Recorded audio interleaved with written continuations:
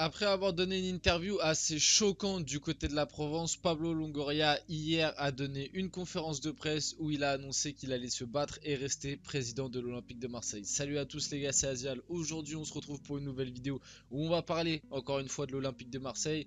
Je pense que c'est l'une des dernières vidéos sur le sujet. Peut-être que s'il y a de grosses nouvelles actus, ce qui risque peut-être d'arriver, on en reparlera un petit peu. En tout cas, cette semaine a été vraiment rythmée par l'Olympique de Marseille, on va pas se mentir, énormément de choses ont changé, énormément d'actu. Pour rappel, j'en ai parlé un petit peu dans la vidéo qui est sortie hier. Cette vidéo parlait principalement du départ de Marcelino, de la réunion qu'il y a eu, des causes de cette réunion qui sont de base des causes sportives, mais ça a un petit peu dérapé, etc. Bref, n'hésitez pas à aller la voir si ça vous intéresse. Aujourd'hui, dans cette vidéo, on va surtout se concentrer sur le cas Pablo Longoria, sur son interview donnée à la Provence et sur ses déclarations d'hier lors de la conférence de presse. Bref. Pas mal de choses à voir, énormément de choses à dire. On va voir tout ça dans cette vidéo. Bien évidemment, avant qu'on rentre dans le vif du sujet, n'hésitez pas à liker, à commenter, à partager, à vous abonner. Ça fait toujours plaisir. Et on y va dès maintenant. Bon, déjà, au début, c'est bon de rappeler que avant la fameuse interview donnée à la Provence et avant la conférence de presse donnée hier, Longoria était dans une grande hésitation. La preuve, au sein de certains médias et de certains de ses proches, on nous assurait qu'il y avait une grosse hésitation, il y avait une grosse réflexion de fait de la part de Longoria. C'est d'ailleurs pour ça que Marcelino a démissionné, que pour l'instant du côté de Ribalta et des autres personnes qui ont été mises au sein de l'Olympique de Marseille par Longoria, on n'a pas plus d'infos que ça. Est-ce que Ribalta va démissionner? Est-ce que à l'heure actuelle Pancho, du coup j'ai du mal avec son nom de famille, je l'appelle Pancho, en plus c'est marrant, va rester l'entraîneur du coup pendant qu'il y a un petit peu cet imbroglio au niveau de la direction? On ne sait pas trop, on ne sait même pas qui sera le prochain entraîneur de l'OM. Pour l'instant, c'est un petit peu flou tout ça, mais juste pour rappeler quand même qu'il y a eu un gros doute de la part de Longoria. Ça nous annonçait qu'il avait décidé de démissionner. Au final, on l'a vu avec la conférence de presse donnée hier que ça n'était pas le cas. On y reviendra juste après. C'est aussi bon de rappeler que Franck McCourt a refusé de son côté la démission de Pablo Longoria et Javier Ribelta. Le propriétaire de l'OM n'a pas de plan B. C'est quand même assez marrant. Le gars refuse qu'il démissionne juste parce que s'il démissionne, il est dans la merde, il sait pas quoi faire, il sait pas qui mettre en place, il a pas de plan B. Personne au club ne cherche actuellement un remplaçant à Marcelino, et ça c'est quand même quelque chose d'assez inquiétant parce qu'on sent qu'à l'heure actuelle, Longoria avec ses récentes déclarations, il va se lancer entre guillemets parce que moi je vis pas dans la communauté marseillaise, je suis pas résident de Marseille, je suis pas au cœur des associations, je suis pas au cœur du club, je ne sais pas exactement ce que Longoria a annoncé par des combats à livrer, je suis pas au cœur des ultras, etc. Bref, vous avez compris. Et d'ailleurs, ça, je trouve que c'est un sujet qui, au sein de la communauté marseillaise, c'est pas forcément pour les arranger parce que je trouve que petit à petit peut-être que cette situation là, alors sportivement moi je vous dis je suis très content, enfin je pense que c'était le bon choix et la bonne chose que Longoria reste président de l'Olympique de Marseille parce que sportivement on peut dire ce qu'on veut, le changement de coach qui c'est vrai a été fait à maintes et maintes reprises, le changement de joueur qui pareil aussi a été fait à maintes et maintes reprises, mais sportivement depuis que Longoria est à la tête de Marseille tu as vu quand même une sacrée évolution par rapport à les années d'avant. Alors tout n'est pas parfait, ça ne veut pas dire que Longoria est le meilleur président du monde, ça ne veut pas dire que après Longoria tu ne peux pas trouver un président aussi compétent pour reprendre l'Olympique de Marseille.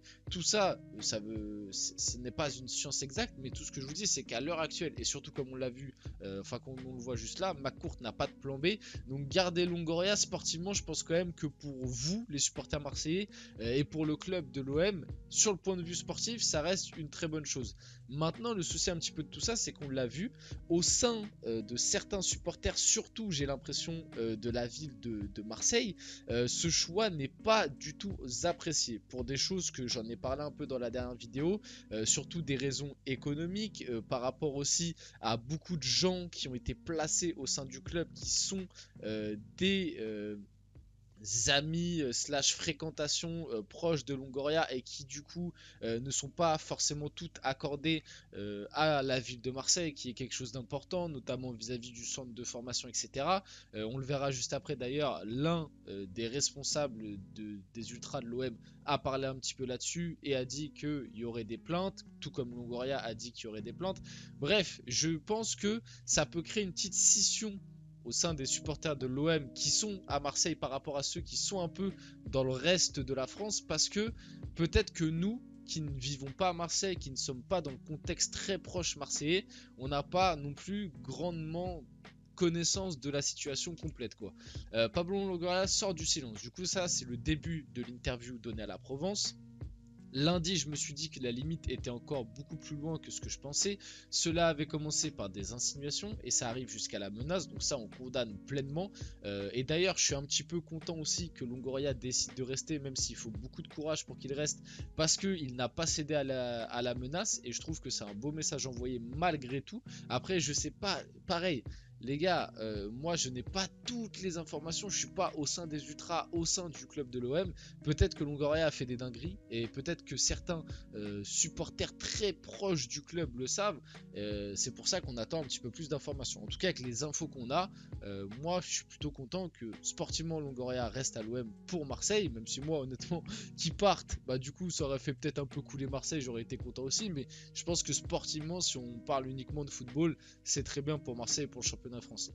Je ne peux pas accepter ça, je ne peux pas entendre à Marseille c'est comme ça. C'est pour cela qu'on l'a dit mardi, dans les conditions actuelles, il est impossible de travailler.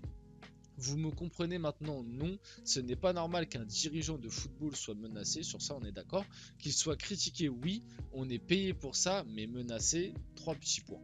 Ensuite, Pablo Longoria détaille la réunion qui a dérapé avec des supporters de l'OM. J'ai pu parler 2 minutes, puis on m'a coupé, pardon, et ça a dérapé très vite. On nous a dit démissionner tous les 4, sinon c'est la guerre. Les limites ont été dépassées. En 2023, un dirigeant de n'importe quel club ne peut pas subir ces menaces. Je ne les accepte pas, je n'ai pas eu peur, mais j'ai été choqué. Je considère que ce n'est pas normal, je n'avais pas le droit à la parole, je n'étais pas le président du club dans cette réunion. Comment dialoguer quand quelqu'un veut te prouver sa supériorité? On enchaîne un peu avec tout ce qui a été dit, vous voyez, il y a beaucoup de choses qui ont été dites.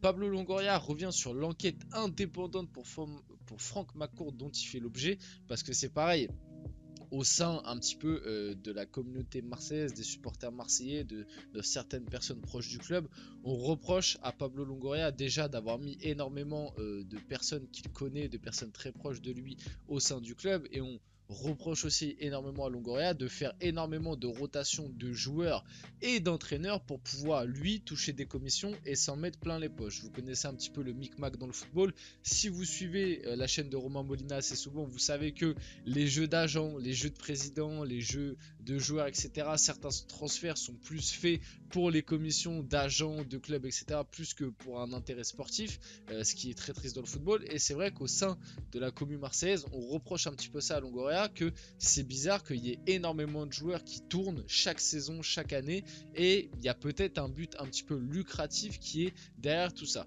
Donc il répond un petit peu là-dessus. J'ai pleuré pendant plus d'une heure lors de l'entretien final parce qu'une personne avait provoqué cette situation. J'ai eu la nécessité d'avoir un suivi psychologique parce qu'avec les valeurs que j'ai dans la vie, jamais je n'aurais pu imaginer que ça pouvait aller aussi loin. Ça m'a beaucoup touché psychologiquement. Je n'ai pas eu ma mère pendant 2 ans pour un problème psychologique et des gens font ça pour chercher à me tuer. Ils ont commencé à enquêter sur ma famille. Pablo Longoria explique que cette enquête a été effectuée de sa propre volonté car des insinuations ont été faites selon lesquelles il aurait volé de l'argent grâce à des transferts, ce que je vous expliquais. C'est pour cette raison qu'il a demandé au groupe McCourt d'auditer toutes ces opérations par un cabinet indépendant pour prouver sa transparence. J'ai donné tous mes comptes bancaires, mes téléphones, mes emails, tout. Il en est sorti qu'on était clean. J'ai tout donné jusqu'à des conversations privées avec ma mère.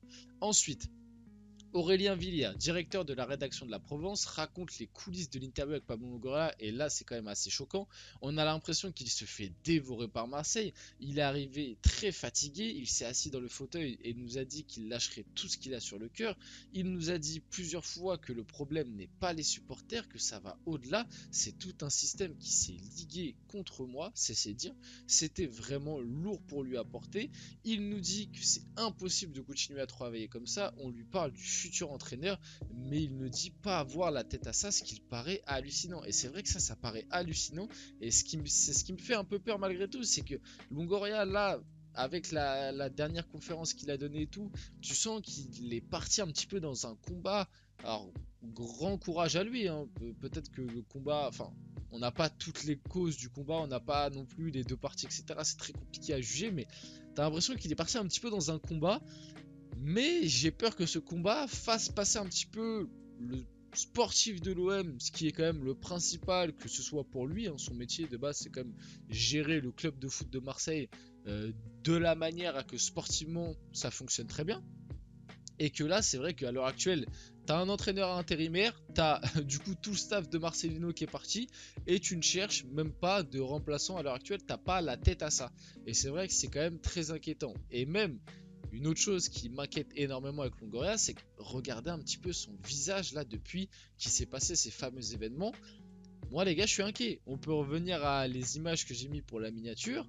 C'est les photos de Longoria, je vais y revenir vite fait. Les photos de Longoria lors de l'interview à la Provence et lors de sa conférence de presse. Il a le visage quand même sacrément marqué, notamment au niveau des yeux. Donc c'est quand même assez inquiétant, je trouve, personnellement. Bref, passons. Dans un communiqué, Frank McCourt apporte son soutien ferme à Pablo Longoria face à une démonstration alarmante d'agression et aux menaces de violence que font l'objet les membres du directoire de l'OM. La situation qui s'est produite lundi et qui nous a mené à la démission de Marcelino et son staff est inacceptable. Notre objectif est de gagner sur le terrain, de rassembler et d'inspirer le peuple marseillais. L'incident de lundi n'est qu'un parmi tant d'autres qui sapent les fondations et le bon fonctionnement du club et rendent la réalisation de nos objectifs beaucoup plus difficile. Il y a un truc aussi qui est peut-être un peu inquiétant de la part de toute cette histoire, c'est que pour l'instant McCourt a apporté son soutien à Longoria, mais c'est vrai que à part McCourt et les supporters un petit peu en dehors du contexte marseillais, il n'y a pas non plus énormément de soutien de la part de Longoria. En tout cas, j'en ai pas vu, j'ai pas vu, je sais pas moi. Le maire de Marseille, je crois pas qu'il ait apporté son soutien à Longoria pour l'instant. Certains chefs de groupes d'ultra, parce qu'il n'y a pas que un groupe d'ultra au sein de l'OM. Voilà, personne n'apporte son soutien à Longoria. J'ai l'impression que au sein, je le répète, de la ville de Marseille, Longoria n'a pas non plus énormément de soutien, peut-être vis-à-vis de certains supporters, mais entre guillemets des grandes instances au sein de Marseille. C'est vrai que Longoria, pour l'instant, il n'y a pas trop de soutien, en tout cas qui se dégage pour lui. Vite fait, Michael Cuisance, pardon, sur son passage à l'OM. Malheureusement, cette saison ne s'est pas bien passée. Je recevais des insultes sans cesse sur les réseaux sociaux. J'ai eu ma dose à Marseille. C'est d'ailleurs ma petite sœur qui gère ça pour moi aujourd'hui. Je m'en suis détaché au maximum. C'était juste pour noter que le contexte marseillais, que tu sois joueur, dirigeant, etc., staff, entraîneur, c'est un contexte extrêmement compliqué. Et Michael Cuisance nous l'a rappelé avec cette petite phrase interview qu'il avait donnée à SoFoot. En plus, ça tombe un petit peu à pic, j'ai envie de dire. Jacques Cordoz, ex-directeur de la communication de l'OM sur Pablo Longoria. Tout le monde est venu mettre son petit mot, sa petite phrase. Il m'a tellement mal licencié que moi aussi, je suis suivi depuis des mois. Je prends encore des médicaments. Il a aussi fait du mal aux autres. Je comprends très bien qu'il puisse être ébranlé, mais il en a vu d'autres. Pablo. Bon, j'ai pas du tout, je n'ai pas du tout l'entièreté de cette affaire. Je n'ai rien à dire là-dessus. Je ne sais pas si c'est vrai, je ne sais pas si c'est faux. Je ne sais même pas qui est Jacques Cordoz, comme je vous le dis. Je ne suis pas trop au sein du contexte marseillais. Donc n'hésitez pas, si vous savez dans les commentaires, à apporter un petit peu de lumière là-dessus. Si Pablo Longoria démissionne, il devra rembourser tous les salaires perçus depuis mars 2021 lorsqu'il a pris la succession d'Hérault à la présidence de l'OM. Cette clause avait été intégrée à son contrat. Alors cette clause est quand même assez folle. Je savais pas que ce genre de clause était possible en France. Donc c'est peut-être aussi l'une des raisons de sa non-démission. Je ne sais pas. En tout cas, si cette clause est vraie, c'est vrai que c'est quand même assez fou.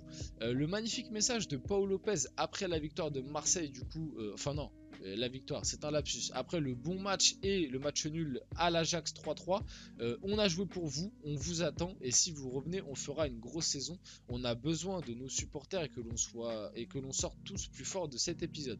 Donc c'est vrai que pareil, les joueurs ont l'air plus d'être derrière Pablo Longoria, en tout cas certains, et c'est quelque chose qui peut lui donner un petit peu de force et du courage. Du coup, Pablo Longoria va annoncer sa décision à l'occasion d'une conférence de presse.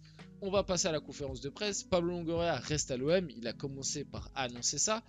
Du coup, il annonce qu'il reste à l'OM officiel.